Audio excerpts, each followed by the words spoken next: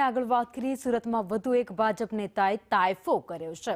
લીંબાયતમાં ફટાકડા ફોડી જાહેર રસ્તા ઉપર જન્મદિવસની ભવ્ય ઉજવણી કરી।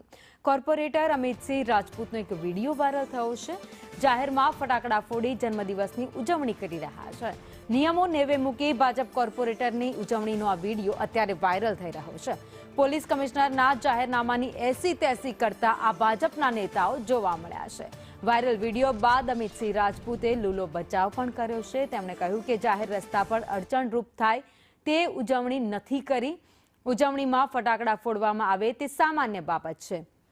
કોઈપણ પ્રકારના જાહેરનામાનો મેં ભંગ નથી કર્યો। સેલિબ્રેશન થયું છે તે ખાનગી ગ્રાઉન્ડમાં કરવામાં આવ્યું હતું। સુરતમાં જાહેરમાં બર્થડે ઉજવણી કરતા અમિત રાજપૂતે જેનો વિડીયો વાયરલ થયો છે એવો આપણી સાથે ઉપસ્થિત છે।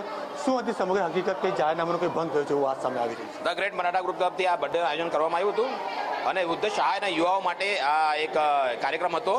ત્યાં ચેક વિતરણનો કાર્યક્રમ હતો અને ત્યાં હું ગયો હતો અને એવું કંઈ જાહેર નહીં હતું, પાર્ટી પ્લોટ જેવું હતું અને ત્યાં જઈને વોર્ડની વાત હોય, વોર્ડના કાર્યકર્તા બોલાવે ત્યાં જવું પડે એવી પરિસ્થિતિ। પરંતુ જાહેર રોડ હોય તેવું દેખાઈ રહ્યું તો લોકો પણ કહી રહ્યા આક્રોશ જોવા રહ્યો છે।